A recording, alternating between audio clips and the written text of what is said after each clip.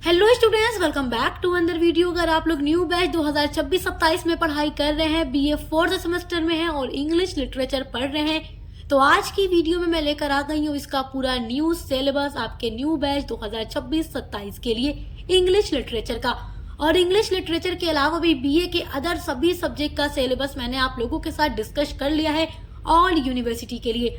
आप चाहे किसी भी यूनिवर्सिटी से पढ़ाई करते हैं, ये वीडियो आपके लिए इम्पोर्टेंट होगी क्योंकि NEP 2020 के अकॉर्डिंग हर यूनिवर्सिटी का सिलेबस सेम हो चुका है, तो आपके लिए वीडियो इम्पोर्टेंट होने वाली है। चलिए जानते हैं कि इस बार न्यू बैच में 2026-27 में आपको अपने इंग्लिश लिटरेचर में कितने यूनिट्स पढ़ने हैं, कितने टॉपिक पढ़ने हैं और कौन कौन से टॉपिक्स पढ़ने हैं, क्योंकि बिना सिलेबस जाने आप लोग अपनी पढ़ाई नहीं कर सकते। सिलेबस देख लेते हैं और नेक्स्ट वीडियो से क्लासेस स्टार्ट हो जाएंगी। और ऑलरेडी मैंने यूनिट नंबर 1 की क्लास स्टार्ट भी कर दी है और फर्स्ट यूनिट पूरा अपलोड कर दिया है, सेकेंड यूनिट भी अपलोड कर दिया है और बाकी आपका जो आगे का यूनिट है उन पर क्लासेस लगातार रेगुलर डेली चल रही हैं। तो चलिए देखते हैं, जब आप लोग बीए फोर्थ सेमेस्टर में इंग्लिश लिटरेचर पढ़ते हो तो आपके पेपर का नाम होता है इंडियन लिटरेचर इन ट्रांसलेशन। आपकी टोटल 8 यूनिट होती है। पहली यूनिट है, यूनिट नंबर फर्स्ट है introducing translation, a brief history and significance of translation in a multilinguistic and multicultural society like India. तो ये आपका पहला टॉपिक है unit number first. Introducing translation का मतलब कि व्हाट इज ट्रांसलेशन, ट्रांसलेशन क्या होता है वो आपको जानना है। अगर यहाँ पर इंग्लिश में लिखा हुआ है, अगर हम इसको हिंदी में अनुवाद कर दें तो वो ट्रांसलेशन ही तो है। यहाँ पर इंग्लिश में लिखा हुआ है, इसको मैं पढ़कर आपको हिंदी में भी समझा रही हूँ कि यहाँ पर क्या आपको पढ़ना है यूनिट नंबर फर्स्ट में, तो वो ट्रांसलेशन ही तो है। तो वही चीजें आपको पढ़नी है। ए ब्रीफ हिस्ट्री का मतलब एक संक्षिप्त इतिहास पढ़ना है। सिग्निफिकेंस यानी महत्व पढ़ना है ऑफ ट्रांसलेशन यानी अनुवाद। इन ए मल्टीलिंग्विस्टिक, मल्टीलिंग्विस्टिक का मतलब होता है कि वो जगह जहाँ पर अनेकों भाषाएं बोली जाती हैं, बहुभाषाई। एंड मल्टीकल्चरल का मतलब बहुसंस्कृति वाला देश। सोसाइटी लाइक इंडिया, हमारा भारत एक ऐसा देश है जहाँ पर अनेकों भाषाएं बोलने वाले लोग रहते हैं, अनेकों संस्कृतियों को मानने वाले लोग रहते हैं। हर राज्य की अलग संस्कृति, हर राज्य का अलग रीति रिवाज, परंपराएं और हर राज्य में एक नई भाषा आपको देखने को मिलती है। हम उत्तर प्रदेश में हम हिंदी बोलते हैं, उर्दू बोलते हैं।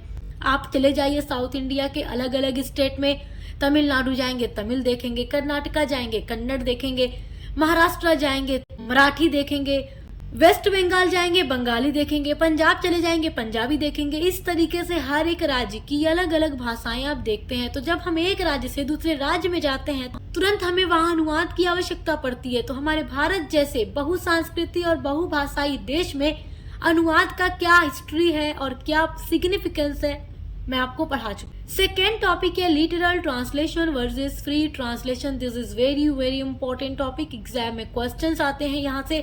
तो literal translation and free translation भी मैं पढ़ा चुकी हूँ। आपके यूनिट नंबर 1 को मैंने 2 पार्ट्स में कंप्लीट कराया है। पार्ट 1 में ये वाला टॉपिक, पार्ट 2 में ये वाला टॉपिक, तो आप चेक करके प्लेलिस्ट में पढ़ लीजिएगा। यूनिट नंबर 2 में आपको पढ़ना है using tools of technology for translation.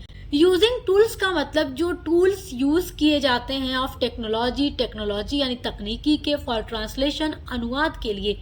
आज के टाइम में अनुवाद करने के लिए देखिए अलग अलग तरीके के सॉफ्टवेयर एप्लीकेशंस हैं, कंप्यूटर में अलग अलग टेक्निक है जिससे लोग ट्रांसलेशन कर रहे हैं। अलग अलग टूल्स हैं कंप्यूटर में जिनका यूज करके दुनिया की किसी भी भाषा में अनुवाद किया जा सकता है।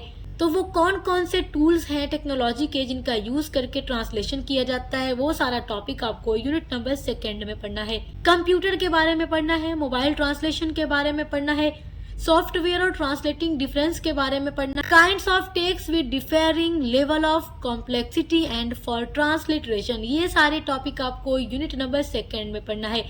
ट्रांसलिटरेशन भी आपका बहुत इंपॉर्टेंट टॉपिक है एक अलग से, और इसके बारे में भी मैंने आपको पूरा पढ़ाया हुआ है, तो आप चेक करके जरूर पढ़िएगा। अब देखिए यूनिट नंबर 3 आपका है फिक्शन। फिक्शन का मतलब आप नॉवेल भी कह सकते हैं, फिक्शन कहिए, नॉवेल कहिए। तो फिक्शन में आपको पढ़ना है रविंद्रनाथ टैगोर का fiction the home and the world. The home and the world में घर के अंदर और बाहर की दुनिया को दिखाया गया है और उस टाइम के बारे में दिखाया गया है जब हमारे भारत में अंग्रेजों का शासन था और उनको भगाने के लिए अलग अलग मूवमेंट चल रहा था। तो ये सारी चीजें आपको पढ़नी है यूनिट नंबर 3 में, यानी फिक्शन पढ़ना है रविन्द्रनाथ टैगोर का। और आपको अमृता प्रीतम का पिंजर पढ़ना है। पिंजर भी एक बहुत ही अच्छा फिक्शन है जिसमें पार्टीशन के टाइम की घटनाओं का वर्णन करती हैं अमृता प्रीतम। जब भारत और पाकिस्तान का बंटवारा हुआ था 1947 में, 15 अगस्त को हम आज़ाद हुए। तो पहले हमारे देश का बंटवारा हुआ और आज़ादी दिवस जो मनाया जाता है पाकिस्तान में 14 अगस्त को मनाया जाता है और हम भारत में 15 अगस्त को मनाते हैं क्योंकि हम 15 अगस्त 1947 को आज़ाद हुए। तो आज़ादी के टाइम पर महिलाएं जिस तरीके से शिकार बन रही थी उसके बारे में अमृता प्रीतम दिखाती हैं, कैसे हिंसा भड़कती है और क्या क्या चीज़ें होती हैं।